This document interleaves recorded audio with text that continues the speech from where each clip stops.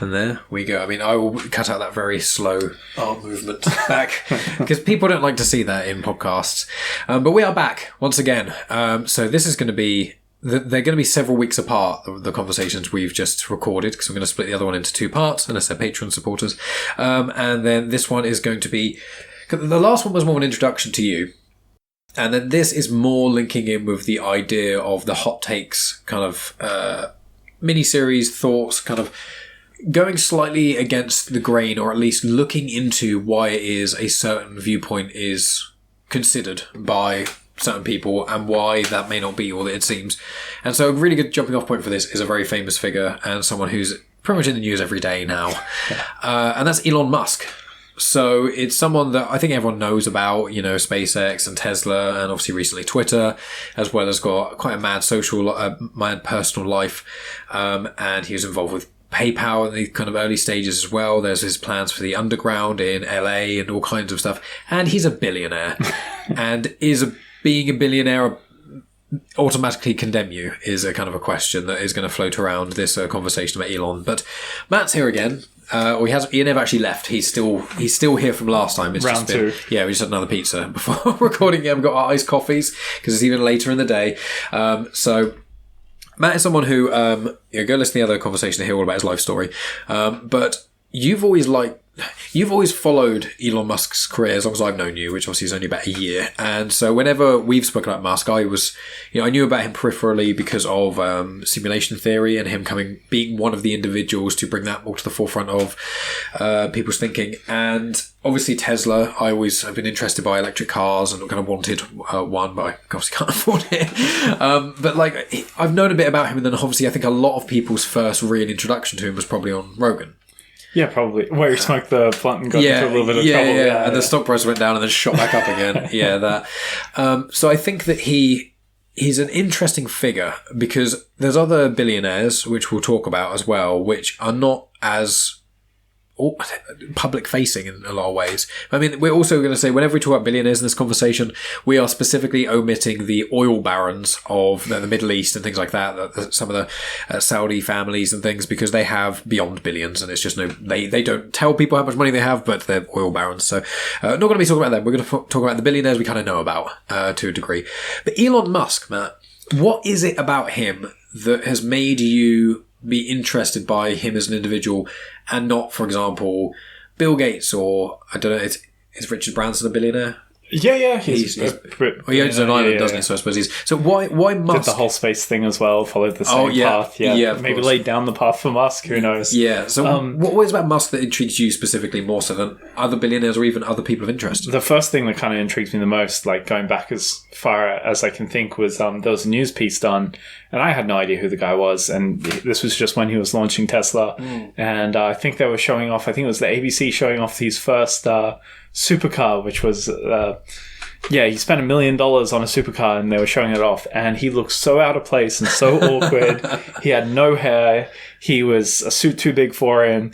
It's just like, who is this guy and why is this so cringe and why am I watching him type deal.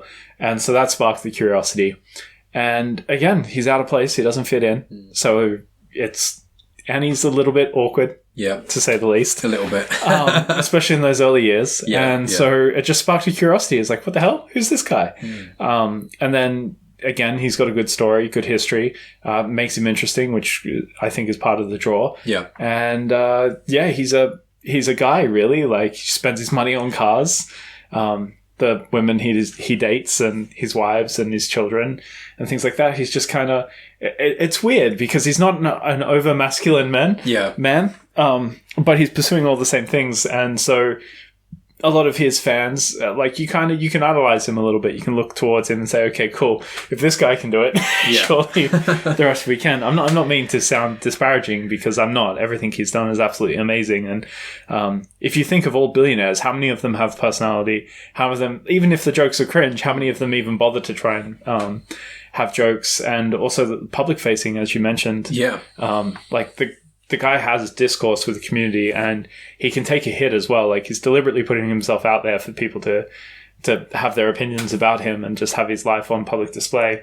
And I think also the draw to him as well is, like, we don't get insight into billionaires. Like, you don't know what Jeff Bezos is doing. You don't know what Bill Gates is doing. We've got the Jeff Bezos divorce, and then we've got the Bill Gates doing agricultural stuff in Africa. That's more or less all we've got for the last God knows how many years. Where Elon Musk is painfully transparent about everything. Oh, his relationship with Grimes, Amber Heard, and his kids' names and everything. Yeah, and that supermodel Talia, that was the second big draw. Was he was I think her name was Talia. I'll have to have a look. We'll have to Google it. But he married this 22-year-old supermodel. How many times has he been married? And he's been married, I don't know, at least more than 4 times. He married. Oh wow! So he had his first wife for 6 years with 6 kids. Then his second wife, which was the young supermodel, and she then... so she's like, oh, billionaire, supercar, fast cars, lifestyle. And then she gets Musk, comes home, and she's got to look after his 6 kids who are all under 5-6 years old. Poor girl has no idea what's up, and she's turned into this slave for the kids.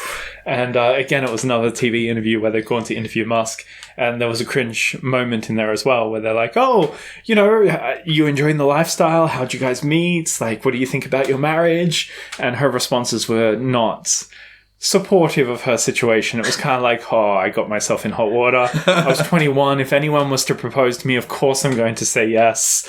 Now I'm here. Holy shit. Oh, God. Type deal. And Musk had to kind of again, public facing. Like, if anyone's wife was to say it about anyone, that would be so painful. Yeah. And then to have that on national TV as well. So again, that insight draws people, and that celebrity, like the Kardashians and all that drama, people are drawn to that as well. Yeah, and I've got it here that he's been divorced 3 times. 3 times. From the date of this article, which was 2023. So, yeah, and I think, is he still married to Grimes or not? I have no idea. He's dated, he has 9 children, including twins. Yeah, 9 children. Oh my God. And... again, I could be getting these wrong. Like, there are really big fans of Elon Musk, and then I just tend to jump in every month or so and have a read. Yeah. See if there's any good tweets. See who is upset, and then kind of check out. But he's had a bunch of children. He's a few supermodels, and then Neuralink, part of his companies. One of the lead engineers at Neuralink, he has a child with. Yeah. I think they're on their way for their second child, and then Grimes, which is a music artist who does techno sort of. Yeah, we Appreciate Power is the main song that I know of hers. Okay. Yes, and she's an artist, and they've given their kids. Grimes has given their kids a weird name. Yep. And again, Musk's just leaning into things. It's like, okay, we're going to name our kid a weird name. I have my favorite jet. It's the best plane, the fastest plane, which is like X-12 or something. Yeah. So then it's pronounced X-A12. A12, which is the jet. But it's X and then AE, like where the lines of the A and E have clicked together, and then A dash the X letter, then II, Musk. Yeah. So it's written weirdly. Yeah, sorry. X-A12 is the name of their child. Yeah. Which is bizarre. Very bizarre. Yeah. So a lot of stuff to do with Musk, and he's had a crazy life, and so. It's one of the reasons that you find him interesting, because he is just such a... He's like a halfway point between who's a normal person and a billionaire compared to other billionaires that we perceive. Is that kind of it? I think it's the transparency. So, again, it's the story that people are drawn to. So, the historical figures that you could compare Musk with would be like your Nikola Tesla, even though those people are... they're more in tune with their products. Musk is more like, yes, he's an engineer, but he's not the one who's done the work. He's not the one that's created it. He's the one who's created the environment to allow those things into existence. Yeah. So you can pretty much give credit for everything Elon Musk did to his engineering teams at different companies, and not himself. Yeah. Where he just creates the environment. But he's going to be a historical figure. His name's going to be in the books throughout history, regardless of what we think of him, whether he's good or bad.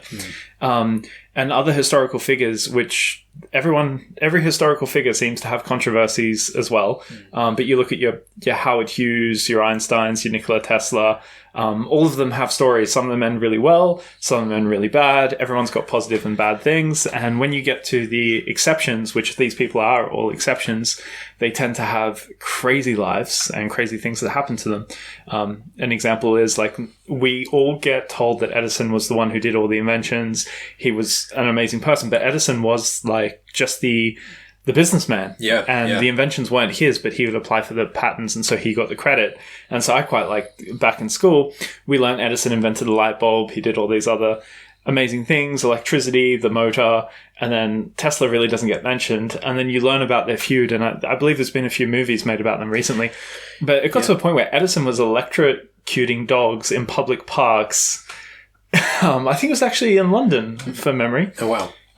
At some science fair, if not America. I think it was London. And you couldn't imagine something like that happening today. So the equivalent today is when Elon Musk gets on Twitter and calls a diver a pedophile and tells people that he's secured funding to buy Tesla back and make it private for $420 a share, which is $420, which is marijuana. Yeah. And then April Fool's jokes, posting photos of him saying that he's going bankrupt against a Tesla holding a sign. He's an interesting character. And even now, like, he just leans into it. So I believe the biggest clout chasing sort of event or attention-seeking sort of behavior he's done now is I think he called out Mark Zuckerberg, or either one of them called out. Now they've got this UFC fight or MMA fight. And it's fantastic. Like, everyone wants to see that. I bet you can't wait specifically. I cannot wait.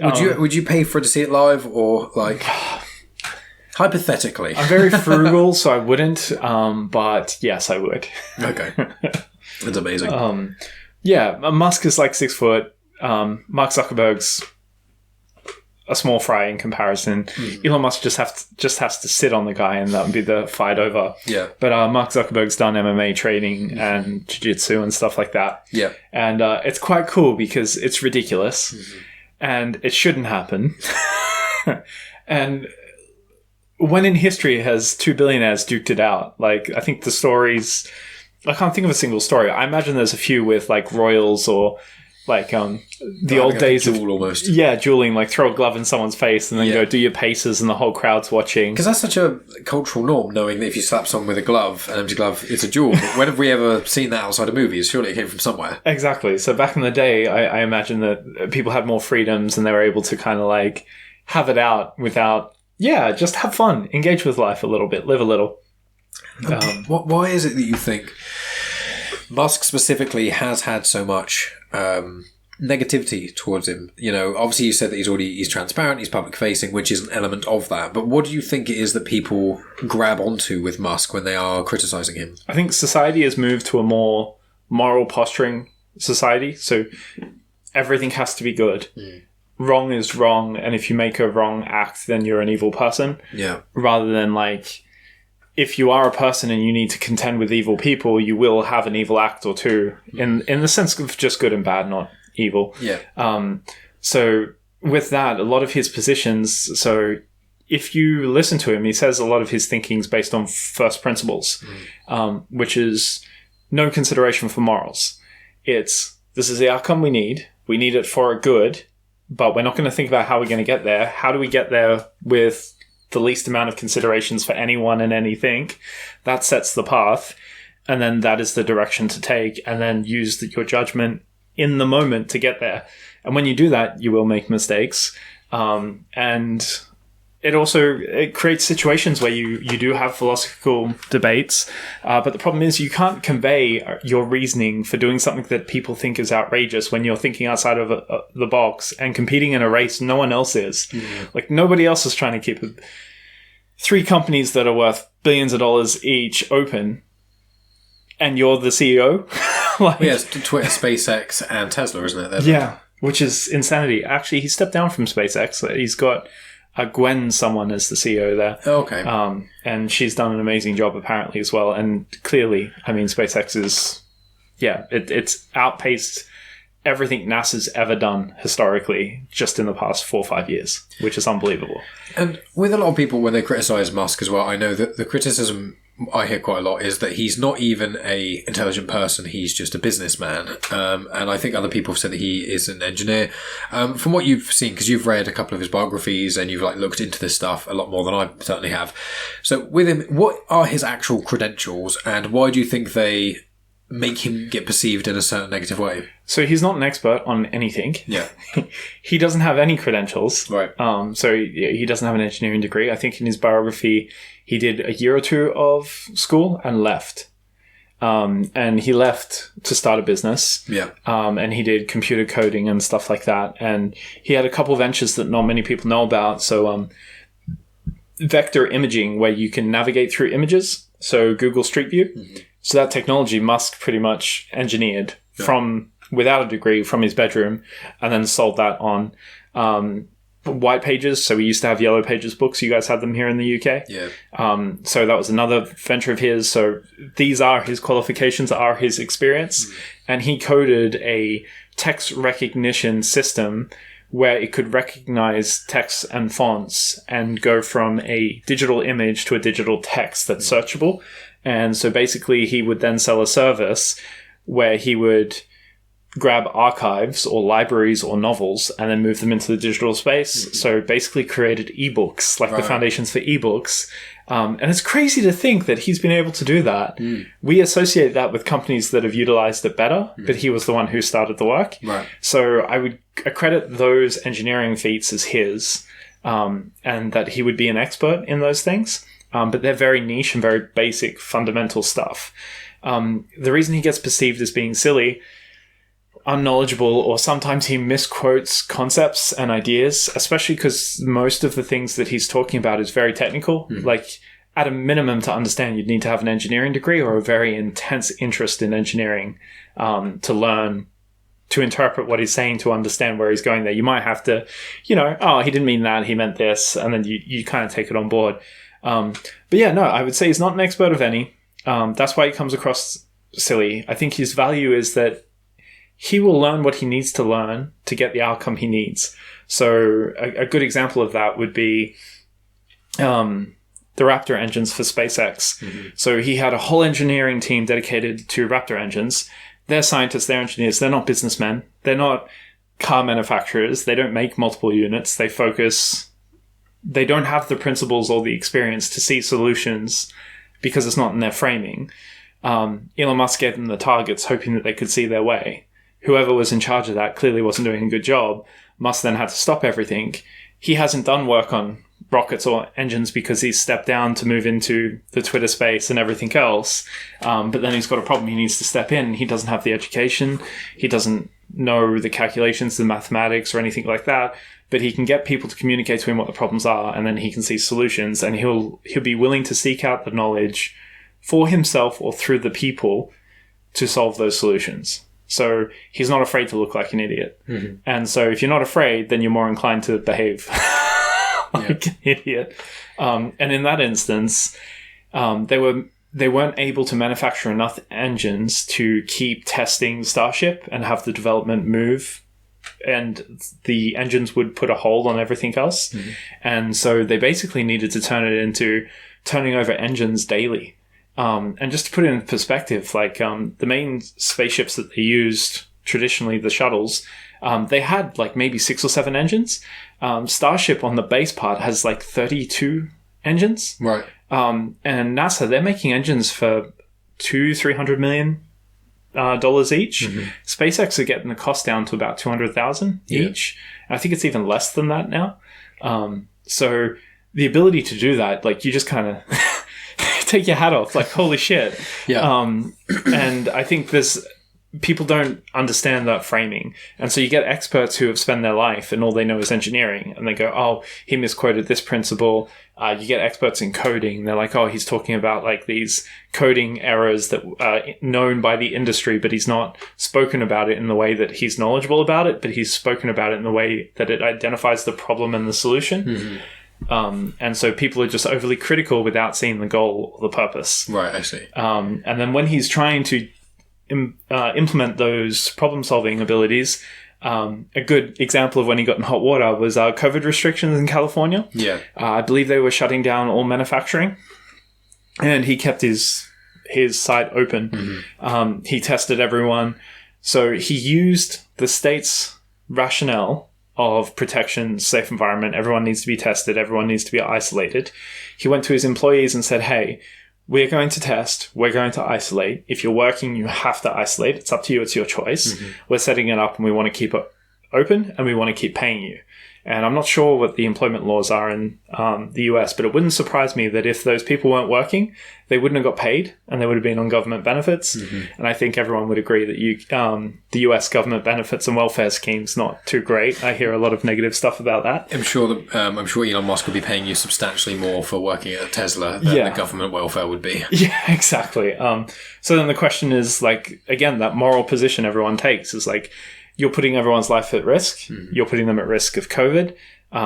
You're open. You're breaking the law. All these positions which are coming from authority, they don't speak to the problem. They don't speak to the solution, and they don't have value. They're just it's an argument without substance.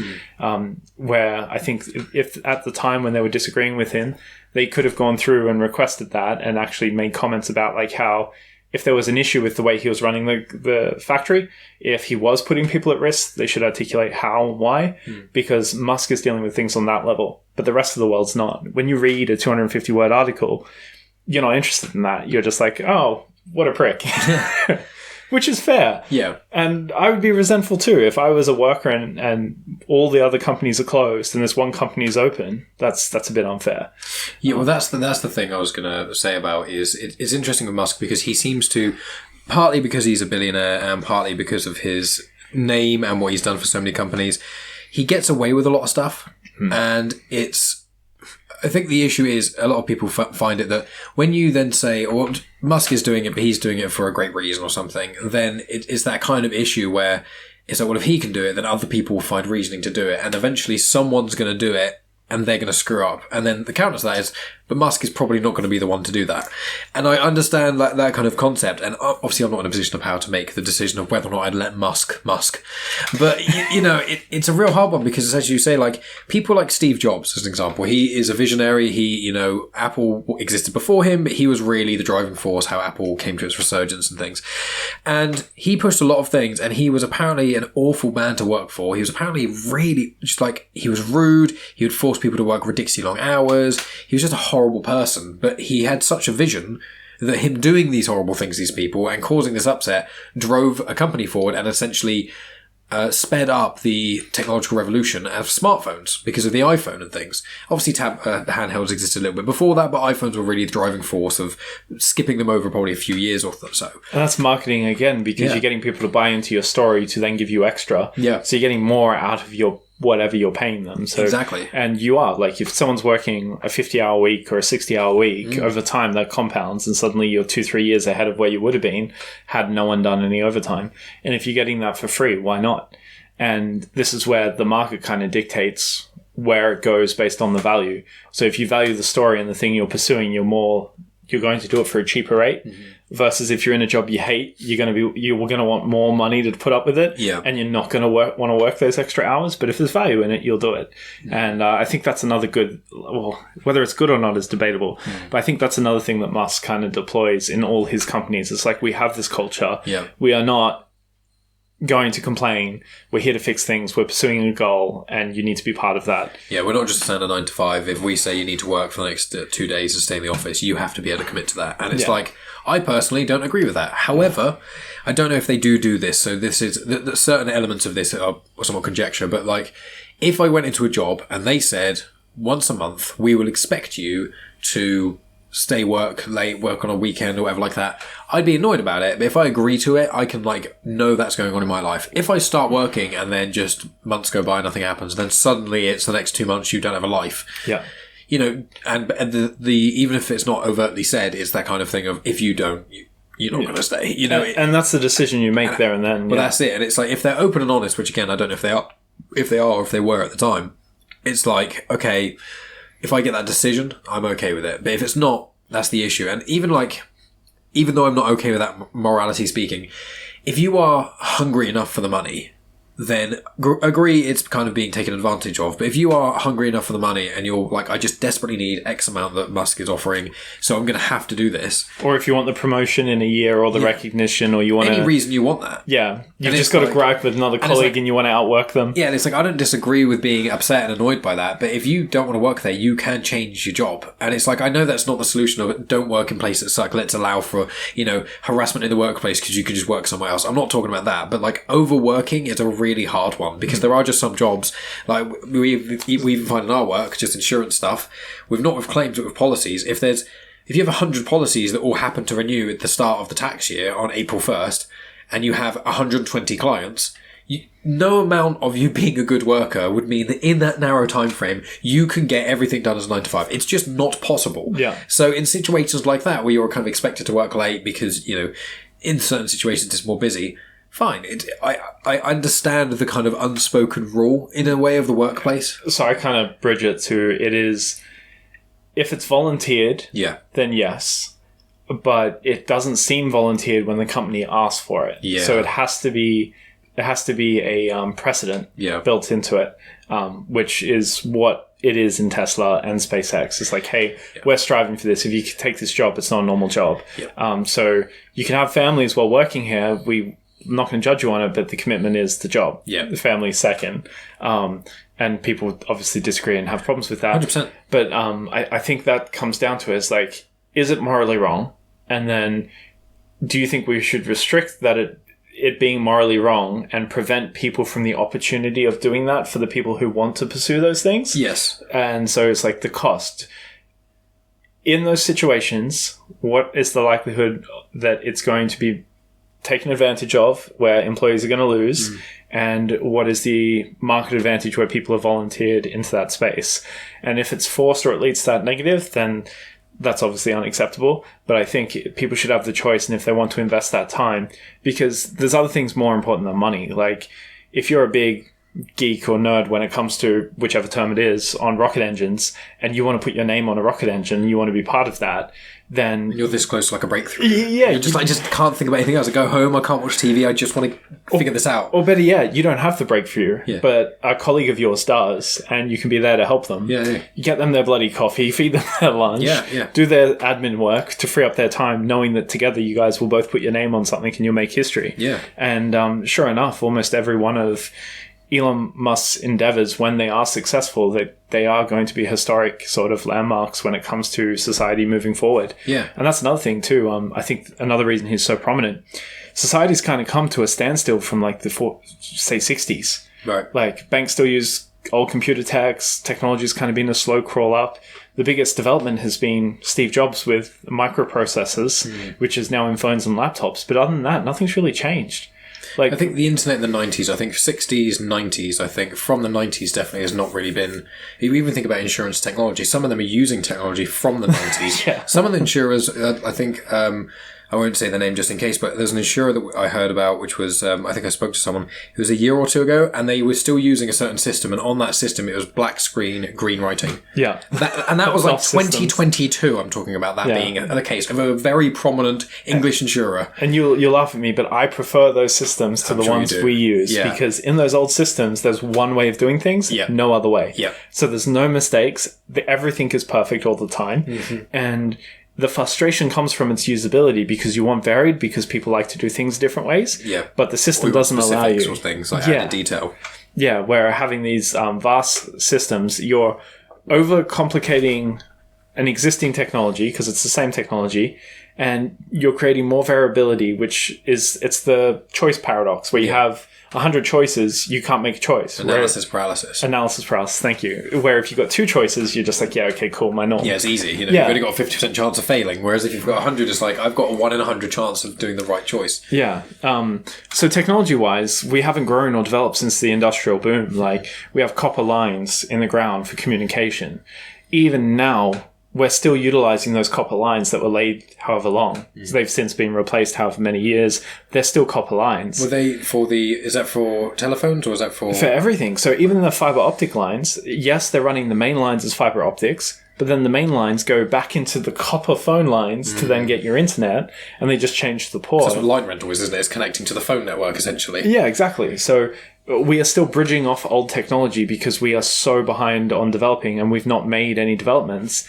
And like America and Australia are huge for like growth because they've got room to develop, but here in the UK it's a little bit slower. But you guys obviously still need to compete, so you've invested. Like your fiber optic network in the UK is, I would say, is more established than ours in Australia, even though like it's easier for us to replace our lines and it's cheaper, where you guys have to dig everything up. And, you know, you've got 150 years or 300 years of like sewer lines to get through to try and put your telephone lines in. But yeah, so things like that. So if you look at what Elon Musk chose to do, the car industry has not changed since Henry Ford. And they've all stayed the same way. And Elon Musk was like, no, let's change this. Like, what's it called? Efficiency of scale. Like, all the factories are from the 60s. They all use the same methods. Let's find a new method where we can produce more cars. Material science is now there. Let's apply better material science. And so from an engineering side, he has brought car manufacture into the future, and that has nothing to do with the cars being electric. I'm talking about like panels being built, chassis being built. Chassis is like the frame the car all sits on. So traditionally they were on rails, and you tack everything on, and there's a lot of fixing. It's very expensive. Tesla, they cast the chassis. You know your die-cast models like Hot Wheels, your cars? Yeah. So like your cars are just a bit of steel sheet, and it's pressed on a shape, pulled off, painted, done. So they can make, I don't know, 100 cars every 10 seconds, whatever. So Tesla, they found a way to manufacture their chassis and integrate all the components in the structure and injection mold that structure almost in the same way. So they have a negative, they inject all the steel, pops it out, done. Next one, next one, next carbon one. fibre, a lot of the top parts of the frame as well, is carbon fibre frames, because I remember looking at that at Thatcham's, and they were talking about how it's great. The car works great because it's carbon fibre, but it's more expensive to repair because they're like the only car manufacturers doing that really at the moment. And that's another thing too, Teslas aren't repairable. Like you can repair them, but they're not friendly to repair. They're not like a Ford. Yeah, and the idea is that they're so cheap to manufacture, it's better off to replace them and then recycle the car. And that's another thing as well. Like the battery, I don't know about the recycling on that. Tesla say they have a system to do recycling, but I have no idea what their percentages are of their reclaiming their cars because they make so many iterations. But the cars are so quick and easy to make, and they're a good 15 years. Any other competing car manufacturer has 15 years to catch up to Tesla. That's how quick they've done. And that's engineering. And well, I think they'll catch up sooner, but only on the basis that that Musk releases the blueprints and a lot of the technology to how to do it for free. And I think so, although they may be that far behind now, I think that they will probably catch up faster, if only due to the fact that he's literally giving them the answers. Do you know what I mean? He's open source all the patents. Yeah, which is another thing he does. Like Tesla, I suspect it's a nod to Tesla, but Musk is like, I don't need any more money for copyrighting this or that. Like, it's just, he's just often said, I want as many people driving electric cars because I think it's better for the environment, and that's what we need to focus on. That's an important thing, so let's throw that out. And that's also like a subtle flex as well. It's like, I'm so confident in our company and our staff and our talent and our ability to reiterate that anything you come up with will better within a few weeks. So we'll give you our stuff for free. You integrate that into your cars. And as long as you do it ethically, because that's the only condition on there, there's some ethical statement to say that it's not that you can't profit off it, but you have to be like considerate of the environment. You got to not make unnecessary profits. I think there's a profit limit. And there was some third component too. So as long as a company is willing to operate ethically, which doesn't help them, it hurts them a little bit. Because this is the problem, right? The regulations they've put in place to it locks them into manufacturing as they do. And it prevents other car companies from coming into the fold because you have such a huge investment to enter into the regulations.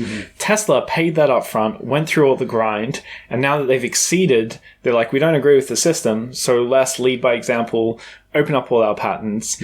And the cool thing is, there's a gentleman called Sandy Munro, who's an engineer who does teardowns for manufacturing for materials. And he did a teardown on Teslas, and he does teardowns on other cars. And he goes through cost of materials, manufacturing time, the cost of manufacturer works out the profit, and he basically draws templates up for how car manufacturers can do that, implement the manufacturing process. And the cool thing is, and this is unbelievable, this is where Musk is transparent. So Sandy Munro has turned around and gone, Tesla, what are you doing? Your chassis is 32 pieces. It's taking you 4 days to put this together. It all could be done in 2 pieces. Like, great. Love but come on, guys.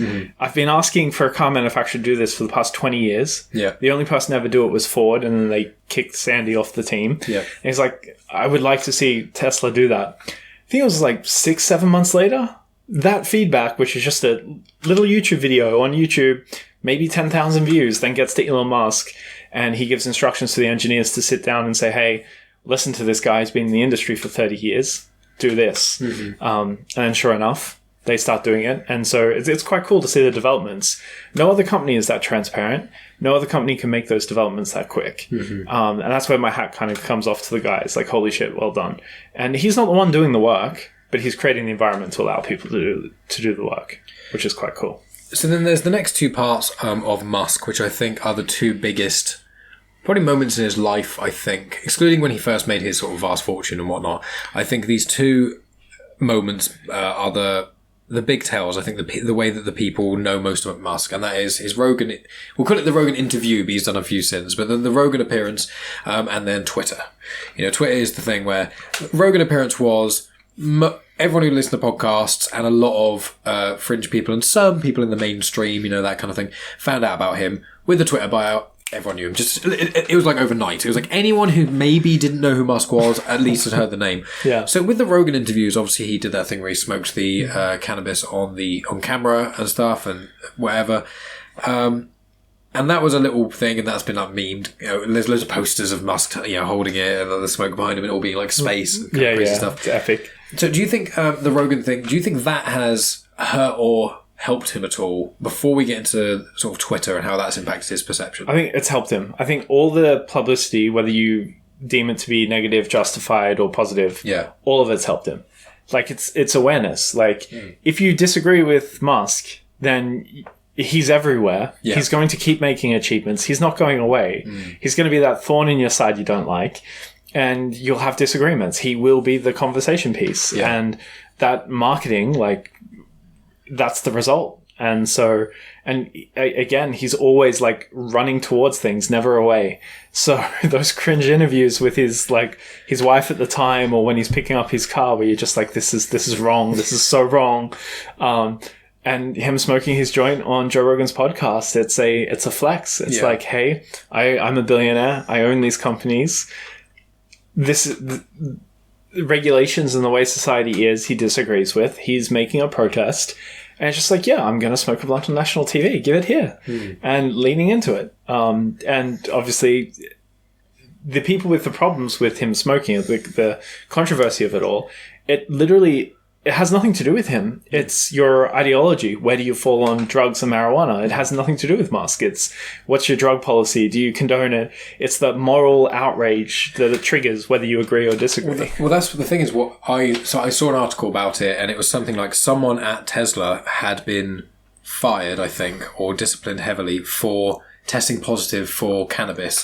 And I think that sparked a bit of online debate as well. But I think that Musk publicly said he'd sort that out and whatever on that thing. But I will add that if you are the director of the company, or your head honcho and things like that, although you definitely have some responsibility, and maybe he did peripherally know about that, that is a HR issue. Like, not like if maybe he did put the stuff in place. Maybe he's very anti-drugs and he's the one who forced these things. But he may have just got a HR thing. It may have been the standard thing to do, to just be like, a lot of American companies especially have that thing where they do drug testing and stuff.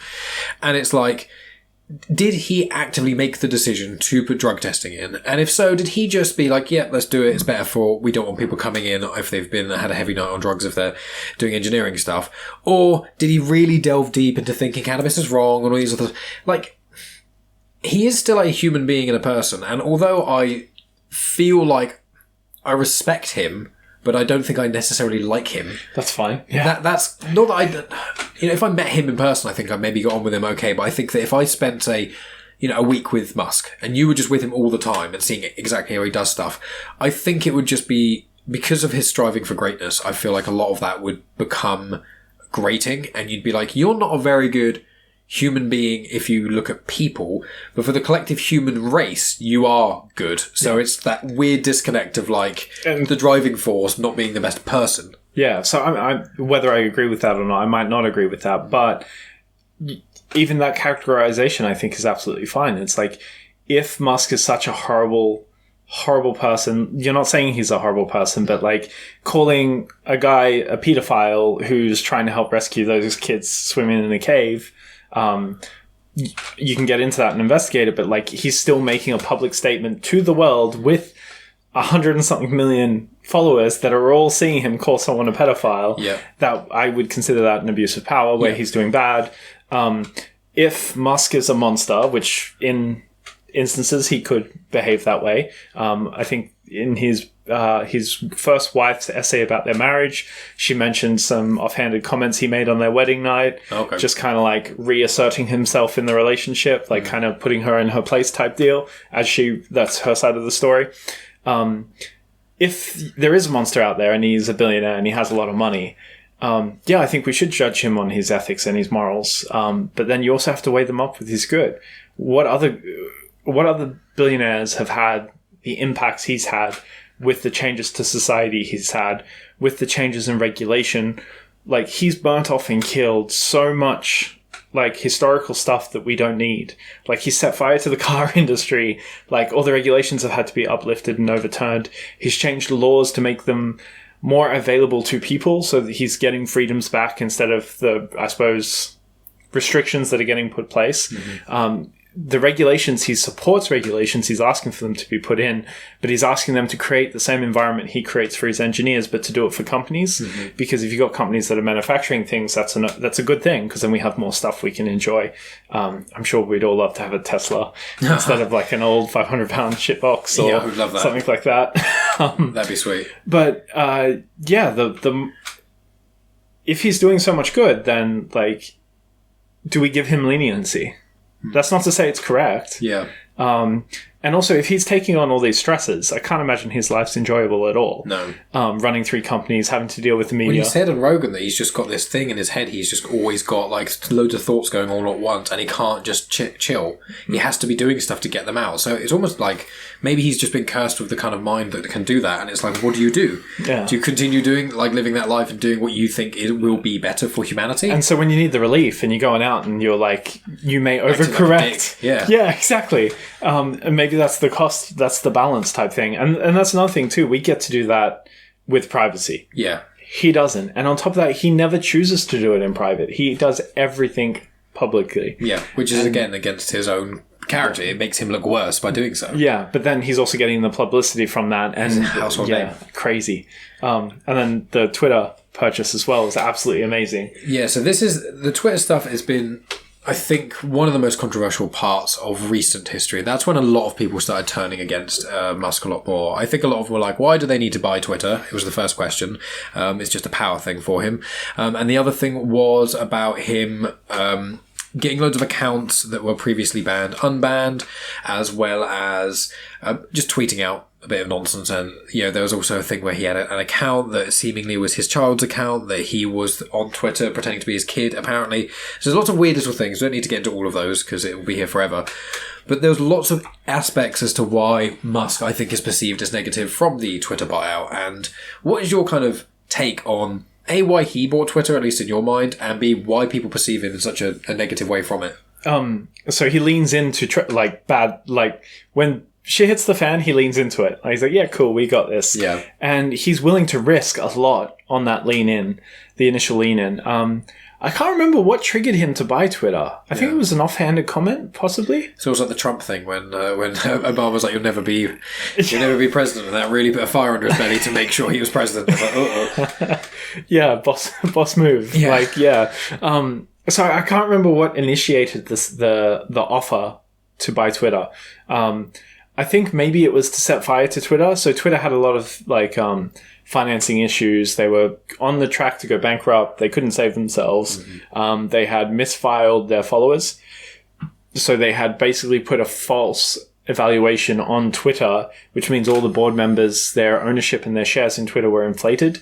So it's like a false filing. Because if there was like bots and stuff, basically, wasn't there? Yeah. Unused accounts, inactive accounts and things like that. Yeah, and it's like, okay, if I don't see it and I don't look at it, then I get to present it as this and I get more money. Yeah. So there's a lot of unethical things that were going on in Twitter, but then also Twitter had like their own little civil thing going on with the board members. And part of, again, I might be quoting this wrong, but in America, they have legislation to protect shareholders. So if there's a company that exists and they get an offer or a path forward which is profitable and the shareholders are going to benefit from it, the shareholders have an obligation to pursue that. Right. And they don't get to decline it, but they can offer an alternate path. Right. So I think Musk knew about that. Yeah. Jack Dorsey I believe was the original founder, and then they've got other people buying in. Jack Dorsey was very like free speech, and he kind of lost the company, and all the other board members kind of forced him into making decisions that he wouldn't otherwise agree with. And for some weird reason, him and Elon Musk kind of get along. Yeah. And I'm only speculating here, but I think so. Elon Musk didn't buy Twitter completely. I think he put 14 billion of the 44, and the rest was funded through private funds, which no one gets to know. Yeah. I guarantee you, if they ever release it, I think that Elon Musk kept Jack Dorsey in. I think Jack Dorsey still owns part of Twitter. Right. That's just complete conjecture. Okay. But so I think that's them grabbing the company back. Right, I see. Anyway, so Elon Musk putting that offer in basically forces the hands of all the board members. They have to sit down. They have to, instead of avoiding the situation, they now have to choose a future path. And because you're forcing them to act, whatever way they act is going to force litigation, because the shareholders who have heavy investments in Twitter can then litigate against the board members. Yeah. So they're in a really shit moment. I think Elon Musk is someone to, he's that kid with the magnifying glass burning the ants. He's like, you know what, this deal will never go through, and if I make it, it's going to cause hell for these people I don't like. I'm going to go put a written offer in. And I think that's why he did it. Right. I think he seeded all this bullshit, started it all, provoked them, went in there. They've lost it. They then took a poison pill, which is basically, let's spend all our money, let's push the company into a way where it's not recoverable, and then force him to buy it. Yeah. So Twitter's unstable, shares drop. Elon Musk turns around and is like, okay, part of your disclosure is you valued the company, the valuation. We've put an offer in based on the evaluation you gave. If I'm going to buy a house and it's got no roof, I don't want to buy the house anymore. Yeah. And I'll still buy it because I made an offer, but it's going to be a reasonable price. Yeah. And then that's what entered the bidding war, in a sense. Yeah. And all the court cases against each other and the accusations of bad faith. And it's like, well, okay, Elon, you provoked them. Yeah. You did this. Now you're trying to pull out the deal? Like, this is, you've just been a dick, and this is your problem. Like, you've done this before where you've put out tweets and you've not committed to it. And this is Elon Musk's thing. This is what he does. He likes to be entertained, and he likes to do things to entertain himself. And I think this was part of it. And I think it was the biggest flex he's ever done. And to put together $44 billion of finance to take a public company private, again, this is like one of those historic moments. It's never been done. It's one of the big three, isn't it, of social media? Yeah. And then on top of that, it was in Twitter's best interest to assert bad faith against Elon to get a higher price, and it's in Elon's best interest it's just part of the process. Yeah.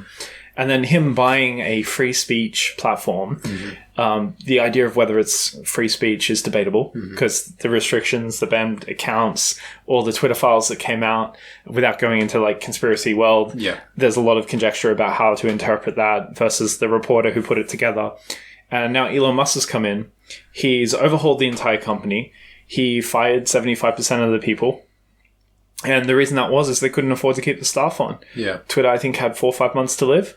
And the thing is, all those employees, whether they know about it or not, it's on the integrity and the ethics of the previous board members. So if they're setting up the company to take a poison pill and all those people are going to lose their jobs, and they're there as employees while their CEOs are setting this up to fail, that's going to cause them to lose their jobs. Elon comes in, he's put the investment in. It's like, okay, this is a situation we're in. you guys should not feel secure in your jobs because you're not. We've got 3 months and we're going bankrupt and you're all losing your jobs.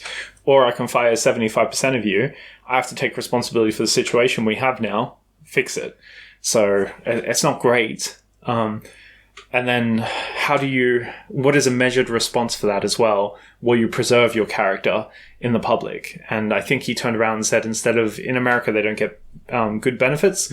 So instead of giving 4 weeks severance, I think he gave them 6, which doesn't sound like much. But if you're giving everyone an extra 2 weeks pay than what you should when you've just bought a company and you're hemorrhaging money, like that's a big gesture. That's a moral thing to do, not a business thing to do. Well, yeah, unless but it's also perceived as a reputational thing to do. Exactly, and that could be another thing. It's like, is this commercially viable for my reputation? Yeah. Like, is my image? Do I need to preserve it? And am I willing to pay that cost? So it could be completely. He could be doing it just for himself. You never know, because he does have so much money and so much wealth. Yeah, I think that's the worry about it, is just him doing all these crazy things just because he's kind of bored. And like, is he... Like, do you think he's actually a genius? Like, as in, if you took an IQ test, do you think he's smarter than most people? Or do you think he is more so just such a clever business shark mixed with just a switched-on guy? Like, what do you think kind of... So I think intellect is your ability to play with concepts and ideas and hold multiple variations all at once. I think that's intellect. You can specialize and come across as intelligent, but that wouldn't be intellect. That's just cataloging information. So it's like the intelligence of being able to do a Google search and having results versus applying them to the goal. So I think he does have intellect in the sense that he can solve problems. And his disrespect for authority and regulation allows him to think outside the box, which makes him more effective. If that answers it. Yeah, I think it does. So yeah, I think he is quite smart, and it's evidence. Like, he's unbelievable. To change laws in America, companies have to lobby senators, and then they have to pass bills in favor of the companies to make money. A good example of that is NASA. NASA's components for the rockets that they used to send, they're built. They have factories in every single one of the 50 states. So every state in America has additional jobs where people get to work for NASA.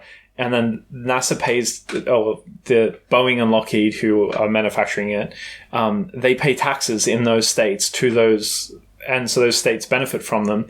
So all the senators have a financial incentive to keep funneling money through the company because through tax, they get additional money for their budgets. Right. So it's good for everyone, so they keep feeding it. Musk comes in and say, hypothetically, it's costing $10 million for a rocket launch. He's like, I'll do it for one. Yeah. And they're like, no, we don't trust you. There's no safety. You've never done this before. You've come out of nowhere. You're a private individual. Only governments can put this together because governments have the funds and the power and the influence, where you're a private company. We know. And so he put it together. He proved his launches. He checked all the boxes, and then he went in front of Congress, in front of everyone, and by himself, no solicitors. Yeah. It's never been done before. And they had a panel and they questioned him, and he basically said, we've had this many launches, this many successful. This is the cost we're doing it. We're not offering cost plus contracts, which basically means if we delay the project, we make double the money, which is the way they had it set up previously. Right. He's like, one price, as a business, as a product, you need to be... we need to incentivize you to do this because we want to create a market instead of gatekeeping it. And if you don't do this, so if they don't give Musk the contract, I believe he might have avenues to then sue the government, because the government would then be they'd be negligent with taxpayers' money because they're putting billions through the existing structure. But there's a new structure which is more efficient and has better results, and they're choosing not to do it on the moral position of safety without actually there being safety concerns. Right. And he was able to go through all those hurdles, and he's basically taken over the whole industry just by not locking down in the same way as everyone else and bringing technology to it. And it's basically just gatekeepers. Like, they establish the program. They're like, cool, how long can we keep this alive? How long can we bleed out the money without actually bettering society? And I think that's something that's happening through all companies, and Musk's ability to navigate those waters and the politics of it all and the regulations it's unmatched. And another thing with the billionaire thing, so all other billionaires, they do everything they can to not pay tax. Yeah. And so this is like a huge sort of moral issue people kind of hang on to. And then even Musk doesn't pay tax. He doesn't earn income. He just takes shares. And whether you agree with it or not, he's got dividends and shares. So when the company grows, he then gets options to buy more shares at a discounted price. Mm-hmm. So basically it's printing money the same way the government set up money with inflation every year. They overspend and then they print the more money and everyone pays the costs. Yeah. So that's how Musk draws his money. The company grows. He then prints more shares at a lower cost. Then the price goes up because it's worth more. He's getting shares at a discount. And then he can sell those shares as profit. And then he can run them through trusts or investments into companies. So he's not taking the money personally. He doesn't have to pay tax. Mm-hmm. So this is another reason why he has so many projects going on. Right. Tesla did so well. He can funnel the money into all these side projects because he thinks he's a better custodian of the money than what the government is when he pays tax, which again is, could say is immoral. Yeah. And then just recently... And again, I completely don't agree with it. In America, they had a huge debate on whether wealthy people should pay tax ahead of selling their assets as their assets grow. Right. So basically, if your company grows into a 10-headed monster, you got to cut 3 of those heads off and give it to the government, and then grow again, trim it back, and keep doing that. So you got to liquidate your assets as you go to pay tax. Right. And it's a horrible idea. It will never work. And again, this is kind of like him antagonizing the government to say you guys are ridiculous. And it's a troll as well. Yeah. And he needed to sell his Tesla shares to afford Twitter. And he can't sell his Tesla shares without the stock dropping. So he's not trying to manipulate the stock, but him selling, he'll be punished and punishing everyone who owns Tesla because he put a bid on Twitter. Right. So if he can turn around and go, and this is where he's clever and manipulating the public, if he can turn around and go, okay, I want to pay my fair share of tax, let me put a Twitter poll on, ultimate troll, do you think I should pay taxes on my assets before they're cash or liquid? And the poll came back, yes, which was ridiculous. He should never have, it's suicide for the company. And then sure enough, the Twitter poll came yes. He knew it was going to come yes. He already decided to sell. And then so he ended up having to sell a huge portion of his Tesla shares. The price did drop, but nowhere near as much as it should because everyone had he's spending it on on Twitter. Yeah. And Twitter, he had finance from a huge group and syndicate of some sort. So yeah, that money, he sold so much, but he never spent it all on Twitter, even though that was the premise of it, and then also paying taxes. But as a result of that as well, this is the cost to his character. So if I give everyone 2 weeks, that looks good for me. I'm willing to pay for that to benefit my image. If he's paying tax, if he can put himself down, he can claim he's paid the most amount of tax out of anyone ever to have ever existed or lived. And he's paid the largest amount. He's... what's the word I'm looking for? Not provided. Contributed to society in such a huge way, then he can claim that. It's like a little achievement badge. And then you get other billionaires. The premise might be wrong, but you got Jeff Bezos, who declares a loss every year, never paid tax. Uber's another company. It's never made a profit, never paid $1 in tax. Right. And there's other companies as well, like Nike. Their headquarters and the company itself is held by someone in a tax haven. Right. And so all the money gets kind of cycled through and they pay no tax as well. So Nike's never paid tax. Yeah, I think Starbucks is similar. Google's similar as well. Yeah, where I would say they're immoral. And then that's where it comes to business is a game. All this political stuff is a game. And people need to play within the rules. But the rules are applied evenly across the board. And if you look at anyone playing the game and you look at their actions, I would say that Musk not only plays the game, but he also has he plays it so well, he has the ability to have the screw you moments where he can turn around and go, nobody's doing the right thing. The right thing's going to cost me $7 billion or however much it was. I'm going to do that because I can. Again, flex. Yeah. And then he gets to keep the badge. So I can see how people might not like him for those reasons. And then also the provoking reasons as well. But if someone ever does anything outrageous, you got to ask yourself why. Yeah. And do you think as we start to wrap up, do you think he's a net good, generally, let's start with Twitter first, then the world, as what he's done?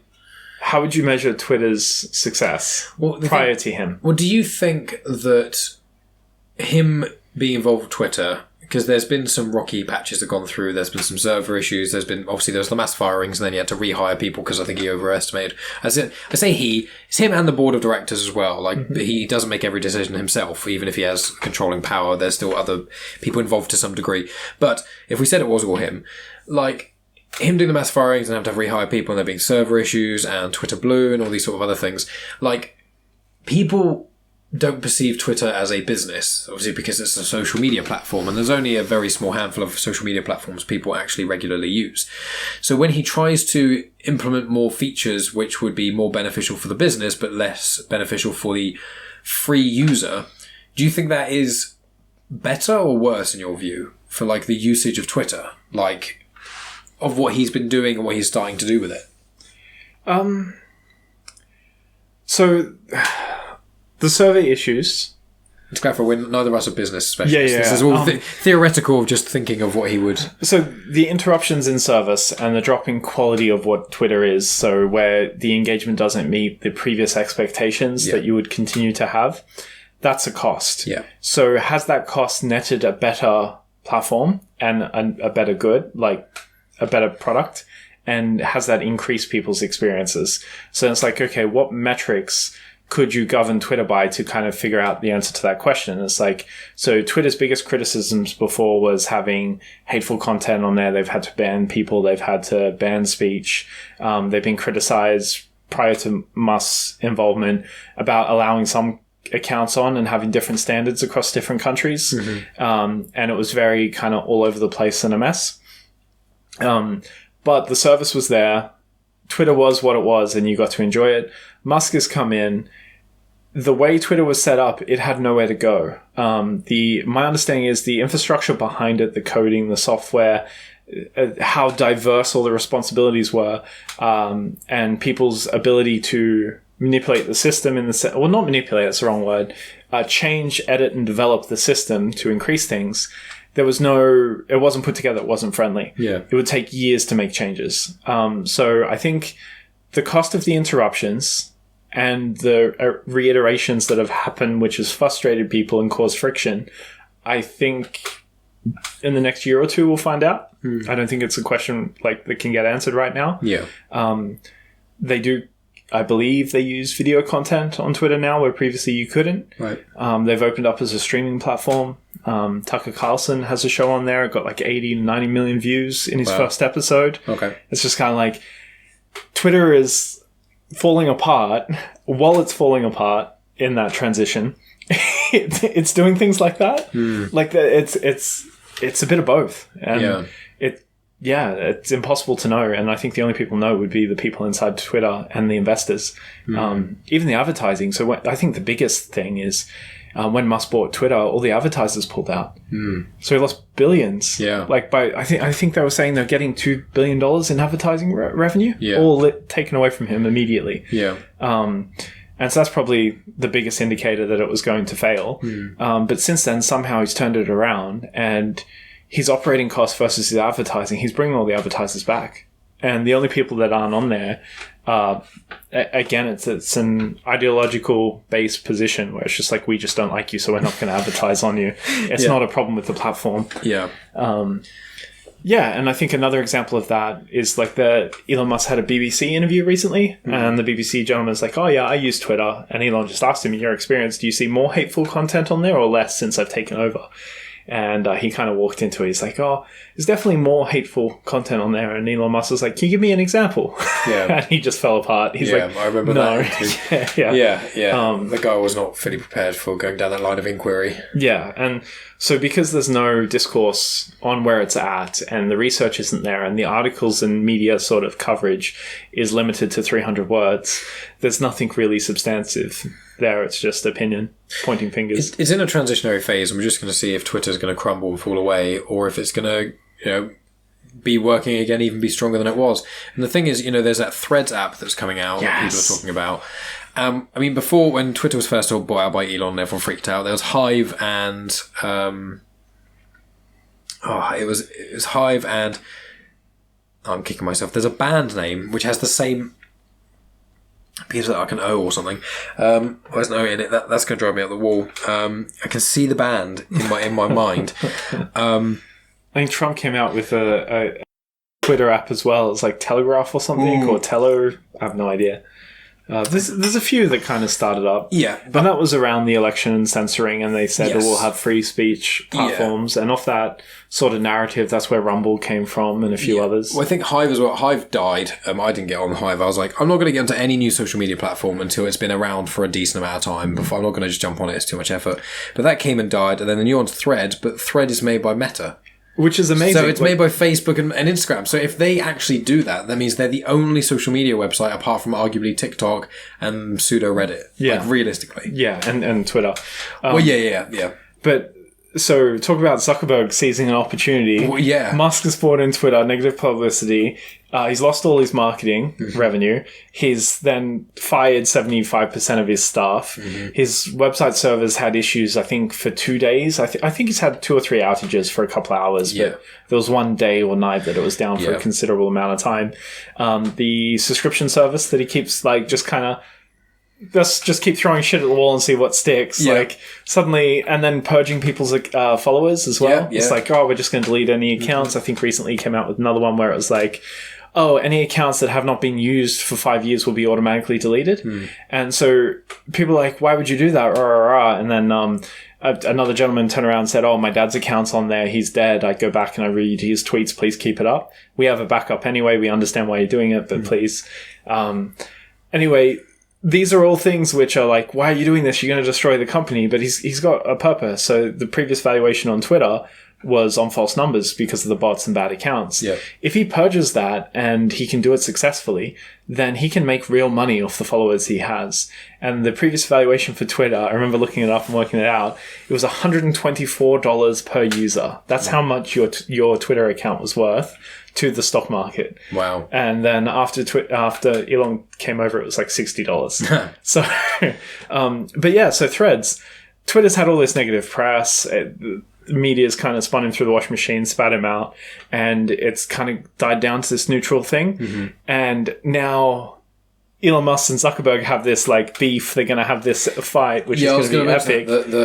Is it an MMA fight they're planning? Or something like that, yeah. Boxing And or so while they're going to have this fight, Mark Zuckerberg's like, okay, Twitter has no publicity. Like, it's had negative trends and now it's leveling out.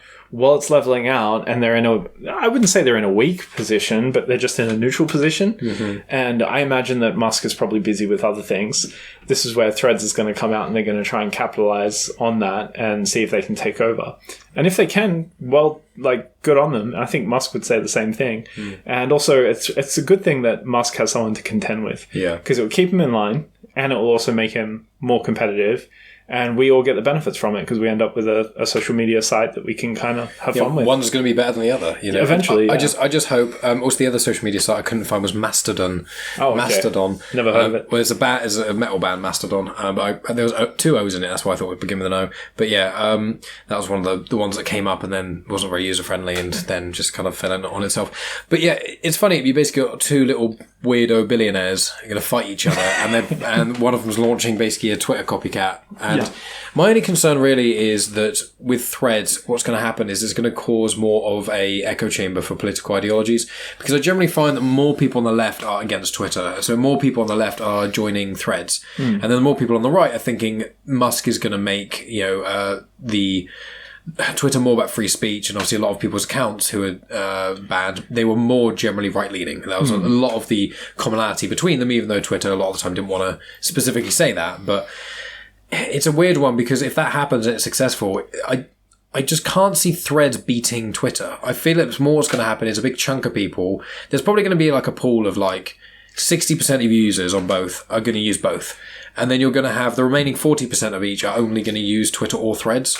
And I think what's going to happen is people who are going to be caught in the middle because they're trying to promote something or things like that, and they feel like they have to be on all the social media sites, are going to be caught up in this degree of like slightly more leaning on it's like having CNN or Fox News as social media sites. It's like one's more left, one's more right. And I wonder if that's going to cause further unhelpful political discourse online. I think it will reduce engagement and make both places more boring. Yeah. So if left people go So a lefty arguing with a lefty, there's no value in it. A righty arguing with a righty, you can like enjoy it because you're like, yeah, but again, no value in it. Like that contention, that story, that fight, that discussion's just not there. So if that is the demograph, I think what will happen is the left or Threads will turn in on itself and then just push out on themselves. And then on the right side of things, they'll do the same thing. And I can't give examples at the moment because it's quite late. But on the right side of things, when there's nothing going on the left side when it comes to American politics, the right side turn on themselves. Yeah. And like a good example of that, which just popped into my head, was Ben Shapiro and Steven Crowder. They had like a contract dispute and then it just became personal attacks and they behaved in the exact same way. So it's just kind of like part of the process. People make money off this sort of thing. People enjoy the conflict and that's part of a show. And to kind of bring it back to Elon Musk and Mark Zuckerberg, that's all they're doing is putting on a show. They're very similar people. They're billionaires, successful companies. They're pursuing the same things, but they come from different foundations and different ideals, and they have different reasons for doing the exact same thing. So in the end of the day, they're still doing the same thing. And you can make your moral and ethical judgments on them.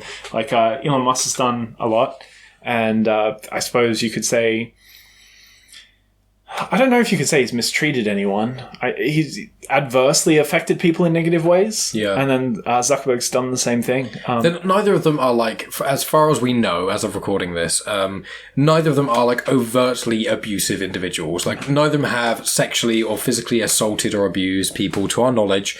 And, you know, even when they've been verbally accusatory on certain things, it's like, it's not been a point of where they've been calling people like horrible, really terrible swear words all over the internet constantly, and always getting in fights and calling people X, Y, Z. And there's no hate speech they've instilled. So it's like all these elements of them as individuals, of kind of what they've done, their negative personalities and even the negative elements that come with it, I don't think necessarily deserve to be deemed as more so Musk, the monster he's kind of seen to be. I don't think Musk is a monster. I think he could be dangerous, and I think that he unfortunately has an ego on him because of what he's achieved, and there could be a moment in time where he has got a decision to put his ego first or everyone else first, and he could choose the wrong decision. Yeah.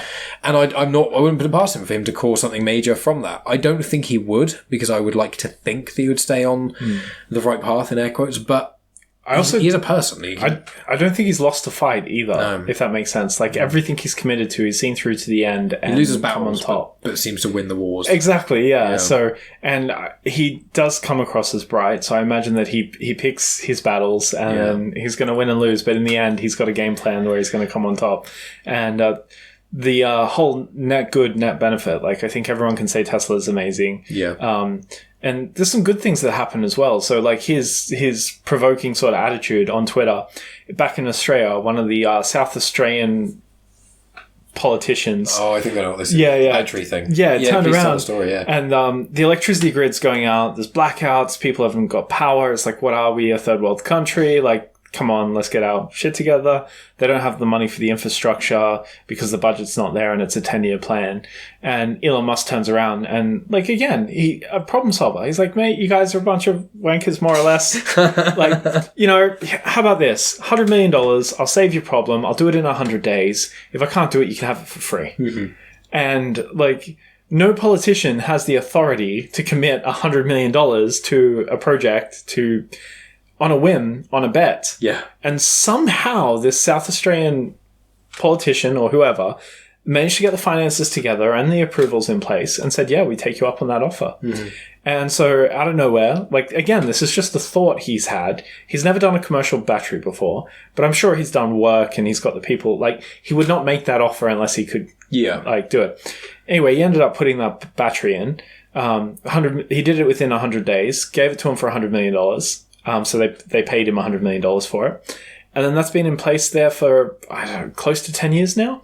And after the third or fourth year, it had paid for itself. Mm-hmm. So they made the $100 million back because previously they had to start up additional generators and power stations to supplement the power grid when there was off-peak and on-peak, or high load versus low load. Yeah. And they're paying, again, millions of dollars every month out to these companies to balance the grid.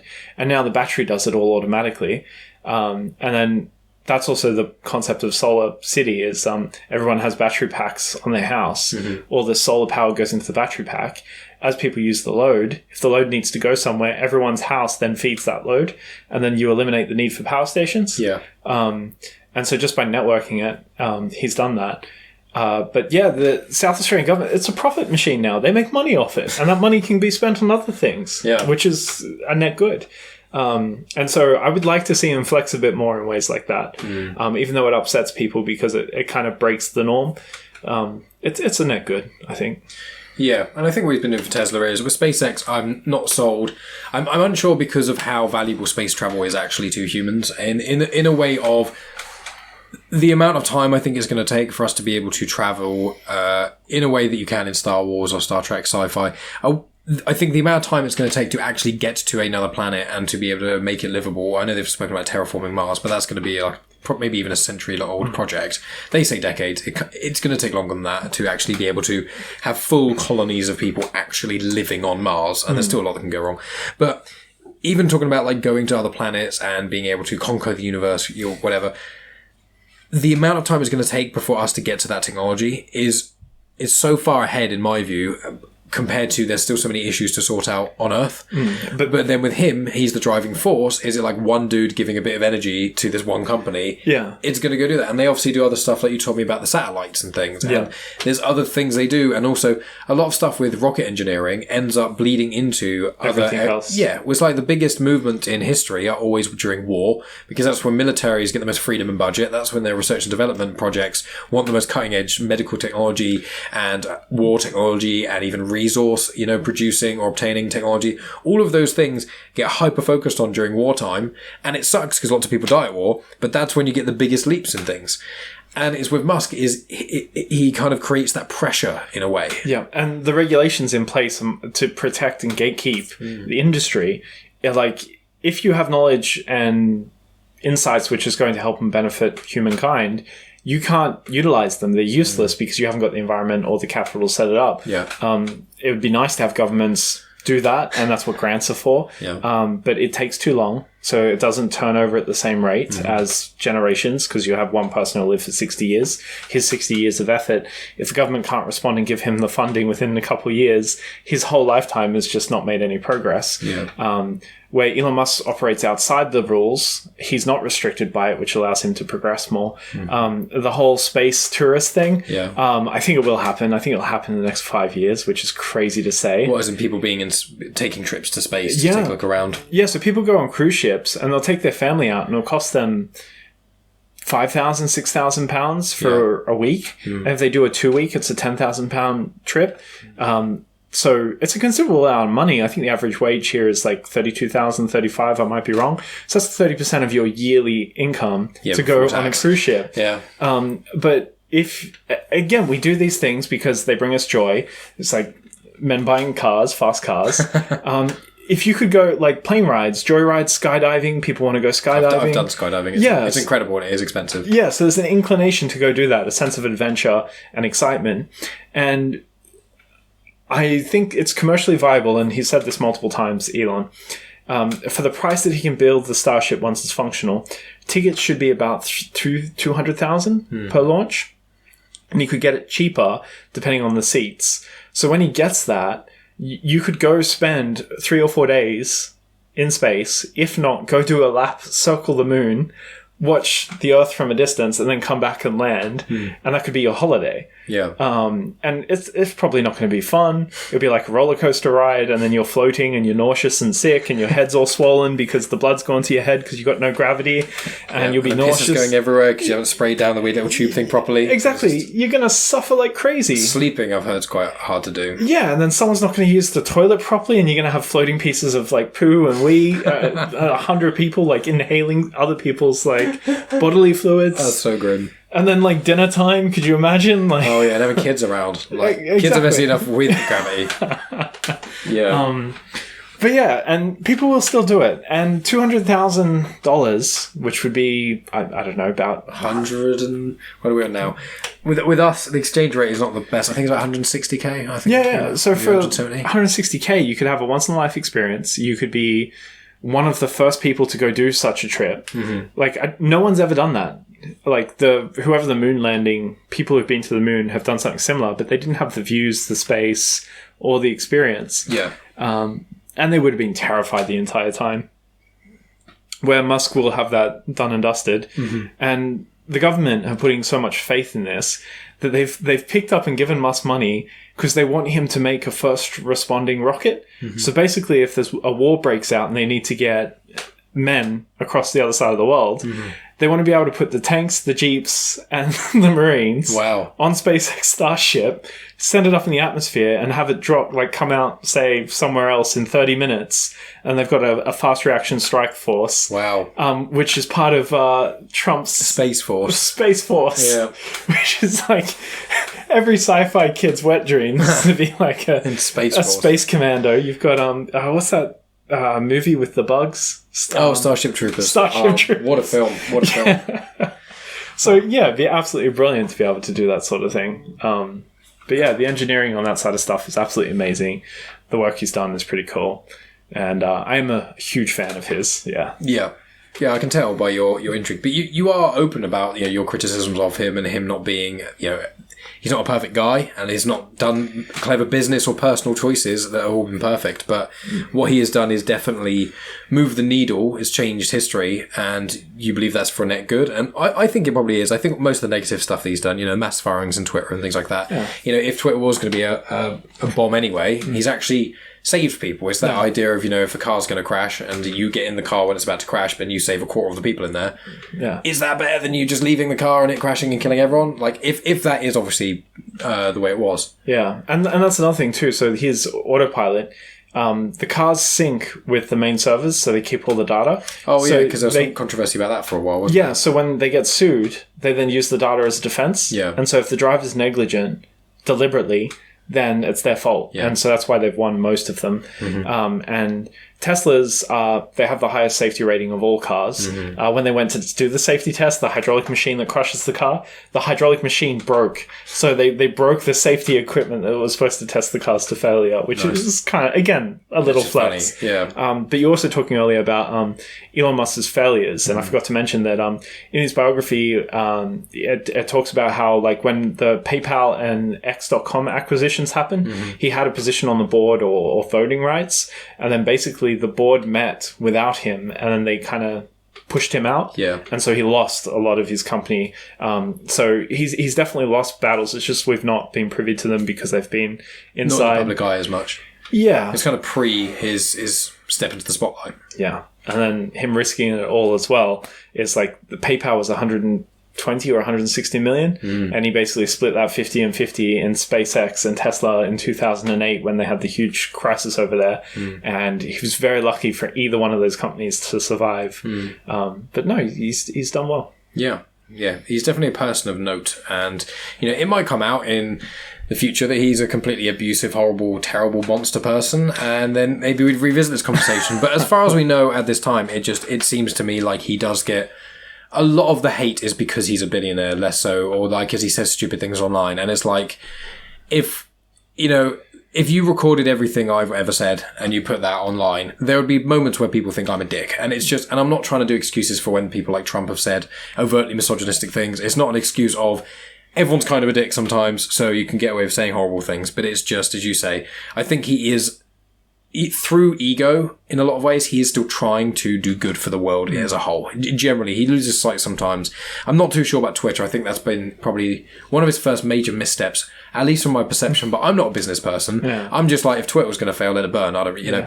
But if he succeeds, and if Twitter goes on and it wins and it succeeds today, great. We've got another social media platform, as you said. The stakes of Twitter failing are quite low for all of us, not for the people working at Twitter. Yeah, exactly. But for us, it's quite low stakes. Whereas like Tesla's got a bit more importance to it because of the climate aspects. And even if Twitter fights with Thread and then succumbs, then Thread's better for it. Yeah, like exactly. vice versa. Yeah, that competition breeds it, doesn't it? Yeah, and that's also another thing. Like you'll hear through Elon's engagement with social media and the websites and fans, it's like welcome the competition. The idea of having open patents so people can see what's going on.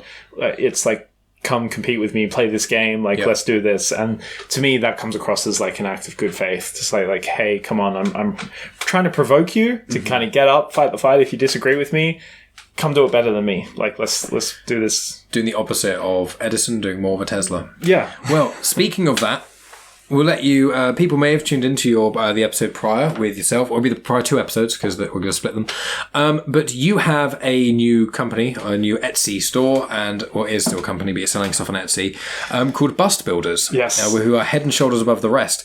And speaking of Elon Musk and Nikola Tesla and Albert Einstein and things, these are things that you can buy. Busts, concrete busts of these things. So when you tell people, if they... just to give them a bit more information about what Bust Builders actually is and some of the individuals that they can look to purchase. Yeah, so just through interest in podcasts and like getting to know historical figures as well as figures that are relevant in today's society, they all have stories and lessons to learn from their stories, and they're significant people, they're exceptions, and there's value in that. So embodying that value, like the way we did it with historical figures, was creating stone statues of them, and it's a little bit much. But I decided to see how I could go at creating these stone-like statues that are about 13 centimeters tall, just to complement books, good works of writing, David Goggins, Jocko Willink, Elon Musk, the names Mike mentioned, and they're kind of cultural icons, for better or for worse. Like Rogan and Russell Brand and people like that. Yeah, exactly. So that's up on Etsy. It's just started the past 2 weeks, and we're keeping up with the orders, which is fantastic. And we're very hopeful for some more. And I'll be having hopefully another dozen characters or people available on the website as well. So if you do go on and have a look and it spiked your intrigue, please place an order and then come back and visit again in a couple of weeks, because we'll have double the selection. Amazing. And I'll put details in the description of the Instagram of Bust Builders as well as the Etsy store as well. Thanks. So people can check those things out, because I will be, especially with your second wave of things coming out, there's a lot of people in there that I'm very excited to get. So people will see my podcasting loft when I do recordings, probably in a few months' time. Eventually, some of the Bust Builders things will pop up. So be aware of them. I'll make a point to show them. But Matt, it's delightful as always. I mean, we just normally hang out and have these kind of conversations anyway, about anything really. So it's been fun to be able to actually record these things with you. 3 hours and 3.5 hours of podcast recording in one day. In one day. It's amazing. It's I think probably near my record. Nice. So doing well, but thank you so much, as always, for chatting with me. It's been great fun, and this was obviously a kind of a soft pilot for hot takes with a person who is quite controversial. My throat is going right at the end as well. But yeah, we'll do some more of these with certain other subject matter and stuff as we kind of figure things out. But there's no confirmation of how soon or how long it'll be to the next one. But please tell us what you thought about this, about if your opinion of Elon Musk has changed, or if it's still the same, or if you have any sort of things if you want to add in the comments, or tell us any ways that Matt is completely wrong and everything. Yeah. You can tell him that and he'll be okay with it. He'll listen and be receptive. Yeah. But friends, thank you so much for listening. Thank you to Matt for being involved, and we'll speak to you very soon.